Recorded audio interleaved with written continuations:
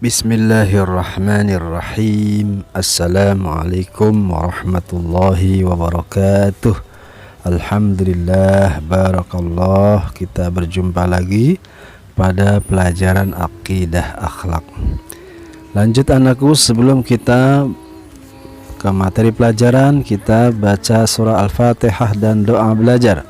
Al-Fatihah. A'udzu billahi minasyaitonir rajim. Bismillahirrahmanirrahim. Alhamdulillahi rabbil alamin. Ar-Rahmanir-Rahim. Maliki yaumiddin. Iyyaka na'budu wa iyyaka nasta'in. Ihdinas siratal mustaqim. Siratal ladzina an'amta 'alaihim ghairil maghdubi 'alaihim waladdallin. Amin. Bismillahirrahmanirrahim. Rabbi zidni 'ilman nafi'a warzuqni fahman.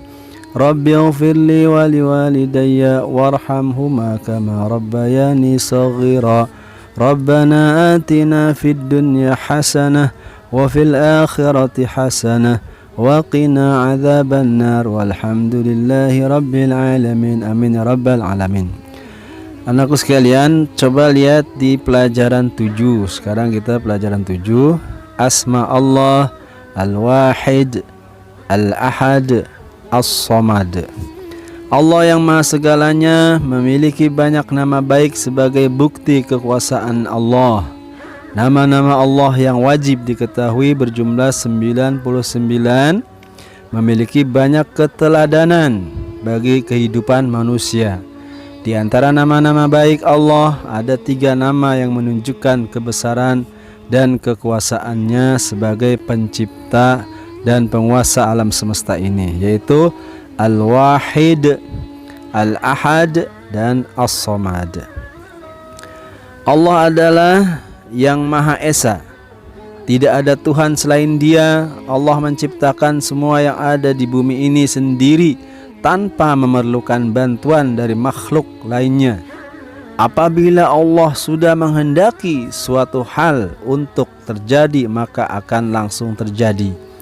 Kita sebagai makhluk ciptaannya sangat membutuhkan bantuan dan pertolongan dari Allah.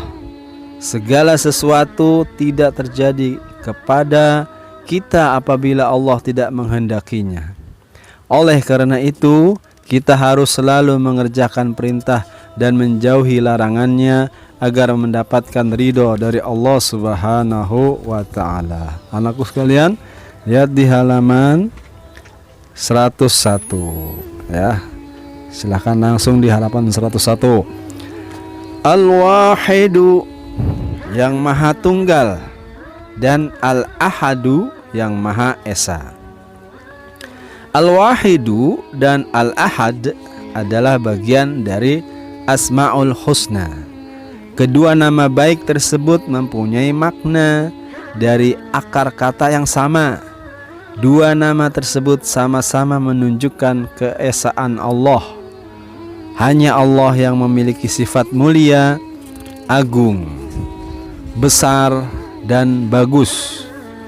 Tidak ada zat yang dapat menyerupai zatnya Allah, dan tidak ada sifat seorang pun yang menyerupai sifatnya Allah.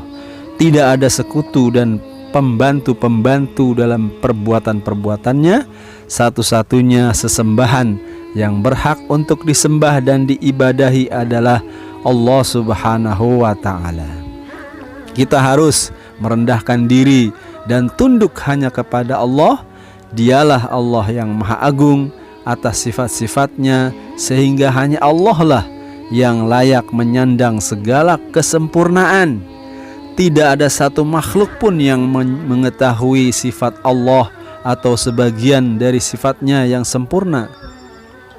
Dengan demikian, bagaimana seseorang akan dapat menyerupai sebagian dari sifat Allah tersebut? Satu, pengertian Al-Wahidu. Kata Al-Wahidu berasal dari kata wahada, yang berarti satu, tunggal. Nama Al-Wahidu berarti Allah yang maha tunggal zatnya, tidak terdiri dari sesuatu yang terbagi-bagi, tidak ada yang menyerupai, menyamai atau menyekutukan zatnya. Sifat-sifatnya, nama-namanya, dan perbuatannya. Allah berfirman dalam Al-Quran, A'udzu billahi minasyaitonir rajim, Bismillahirrahmanirrahim. Wa qala Allahu la tattakhidhu ilahaini itsnain, innama huwa ilahu wahidun fa iyaya farhabun. Ya. Dan Allah berfirman, janganlah kamu menyembah dua Tuhan, hanyalah Dia Tuhan yang Maha Esa, maka hendaklah kepadaku saja kamu takut. Ya, kepadakunya Allah. Ya. Quran Surah An-Nahl ayat 51. Nama baik Allah Al-Wahidu disebut berulang-ulang dalam Al-Quran. Nama Al-Wahidu dituliskan dalam Al-Quran untuk menjelaskan beberapa hal, diantaranya tentang ketauhidan, keagungan dan kekuasaan Allah Subhanahu wa Ta'ala, serta tunduknya semua makhluk kepadanya pada hari kiamat, menyucikan dirinya dari anggapan-anggapan dan tuduhan-tuduhan palsu, dan sebagai konteks dakwah agar orang-orang tunduk, patuh dan berserah diri kepada keagungan Allah Subhanahu wa Ta'ala. Menurut Imam Al-Ghazali, Al-Wahidu adalah sesuatu yang tidak terdiri dari bagian-bagian atau tidak berdua. Allah adalah wahid, dalam arti tidak terdiri dari bagian-bagian, tidak ada tandingannya, Dia tidak terdiri dari unsur-unsur pada zatnya, mustahil ada unsur-unsur pada zat Allah Subhanahu wa Ta'ala.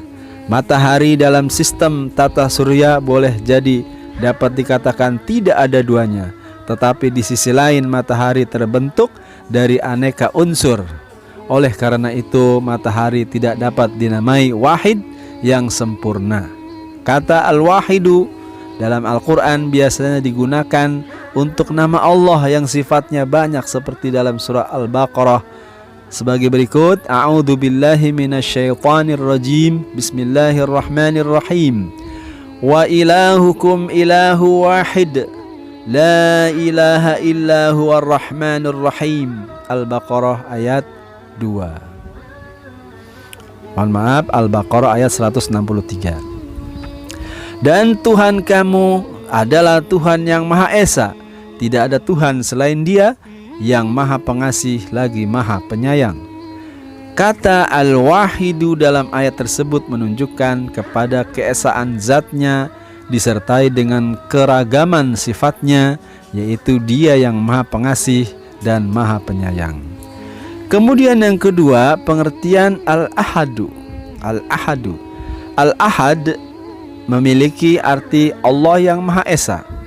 Dalam Al-Quran hanya ada satu surah yang menyebutkan tentang nama Al-Ahad ini, yaitu surah Al-Ikhlas. Hal tersebut menunjukkan bahwa keesaan Allah sangatlah murni dan tidak ada duanya secara mutlak. Qul huwallahu ahad, Allahus samad, lam yalid wa lam yulad wa lam yakul lahu kufuwan ahad. Al-Ikhlas ayat 1 sampai 4. Katakanlah wahai Muhammad, Dialah Allah yang Maha Esa. Allah tempat meminta segala sesuatu. Allah tidak beranak dan tidak pula diperanakan, dan tidak ada sesuatu yang setara dengan Dia. Quran surah Al-Ikhlas 1 sampai 4. Surah Al-Ikhlas adalah surah yang sangat mulia, sebagaimana diriwayatkan dalam hadis Rasulullah SAW.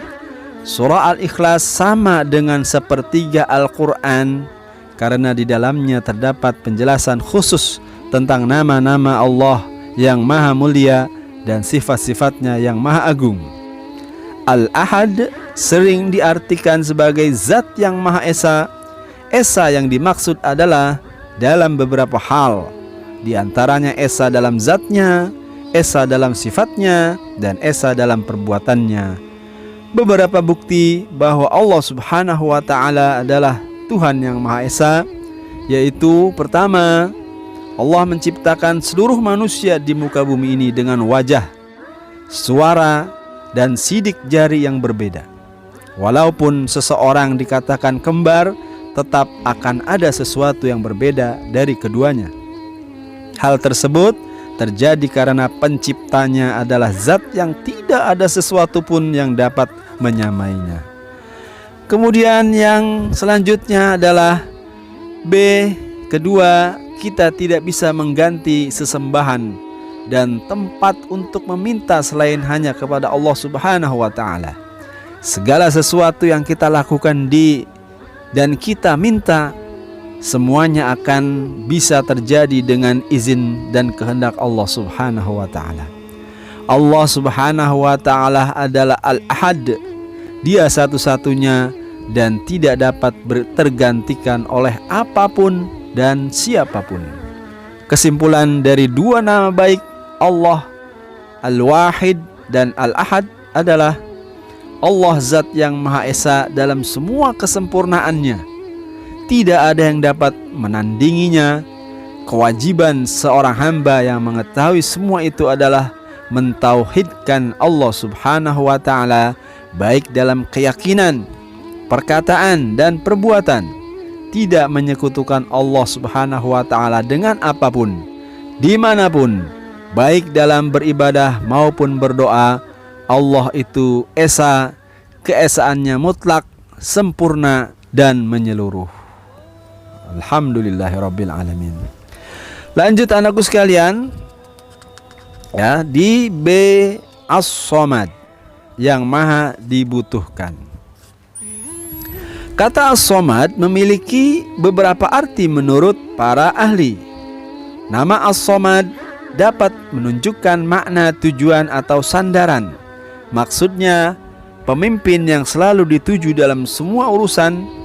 Ibnu Faris mengatakan bahwa Allah yang maha agung kemuliaannya adalah As-Samad, hanya karena semua doa dan permohonan hambanya ditujukan kepadanya. As-Samad adalah zat yang dituju dijadikan sandaran oleh hati manusia dalam ketakutan dan pengharapan karena banyaknya sifat baik dan terpuji yang ada padanya. Salah satu ulama juga berpendapat bahwa Allah Subhanahu wa ta'ala adalah penguasa tunggal, tempat menyandarkan segala kesulitan dan kebutuhan. Dialah yang maha suci, maha tinggi.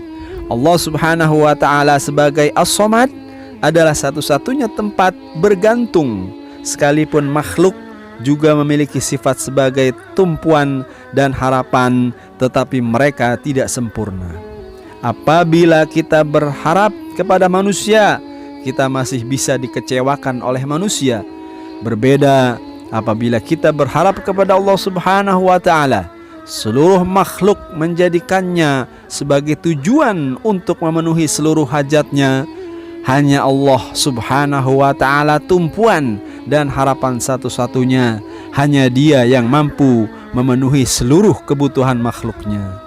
Seorang hamba yang meneladani nama As-Samad akan selalu menjadikan Allah Subhanahu wa ta'ala satu-satunya tempat untuk menggantungkan seluruh keinginan dan harapannya. Ia tidak akan menjadikan selainnya selain Allah sebagai tempat bergantung dan bersandar. Seperti firman Allah, A'udzubillahi minasyaitonirrajim, Bismillahirrahmanirrahim, Iyyaka na'budu wa iyyaka nasta'in.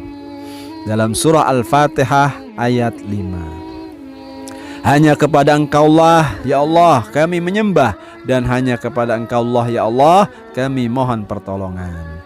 Apabila kita menginginkan sesuatu atau memiliki cita-cita, kita diperintahkan untuk berikhtiar dan berusaha dengan usaha sekuat yang kita bisa agar dapat mencapai tujuan atau cita-cita tersebut. Namun pada akhirnya kita harus tetap mengembalikan semuanya, karena hakikat ikhtiar itu hanyalah sarana bukan sebagai penentu. Penentu hakiki adalah Allah Subhanahu wa ta'ala. Maka kita bergantung hanya kepada Allah Subhanahu wa ta'ala. Dia yang menciptakan, menguasai dan mengatur seluruh alam semesta ini. Allah Subhanahu wa ta'ala adalah yang maha kuat. Makhluk ciptaannya adalah lemah, maka tidak pantas untuk dijadikan Tuhan sesembahan atau tempat meminta. Allah berfirman di dalam Al-Quran, A'udzu billahi minasyaitonir rajim. Bismillahirrahmanirrahim. Ya ayyuhan nas, duriba mathalun fastami'u lah. Innal ladzina tad'una min dunillahi lan yakhluqu dzubaban walau ijtama'u lah. Wa iyaslubhumudz dzubabu syai'an la yastanqidhuhu minhu. Dhaghufat talibu wal matlub. Dha'ufat talibu wal matlub. Mohon maaf, ini tidak ada titiknya ya, bukannya dhaghufa tapi dha'ufat talibu wal matlub. Mohon maaf, nanti kalian cek lagi. Wahai manusia, telah dibuat sesuatu perumpamaan, maka dengarkanlah. Sesungguhnya segala yang kamu seru selain Allah tidak dapat menciptakan seekor lalat pun, walaupun mereka bersatu untuk menciptakannya. Dan jika lalat itu merampas sesuatu dari mereka, mereka tidak akan dapat merebutnya kembali dari lalat itu. Maka lemahnya sama lemahnya yang menyembah dan yang disembah. Mohon maaf, sama lemahnya yang menyembah dan yang disembah ya. Dha'ufat talibu wal matlub, artinya sama lemahnya yang menyembah dan yang disembah. Al-Quran Surah Al-Hajj ayat 73. Baik anakku sekalian, sampai di sini dulu untuk pengertian Al-Wahid, Al-Ahad, dan As-Somad. Nanti kita lanjutkan di meneladani Asmaul Husna Al-Wahid, Al-Ahad, dan As-Somad. Baik anakku, sampai di sini dulu. Billahi taufik wal hidayah. Wassalamualaikum warahmatullahi wabarakatuh.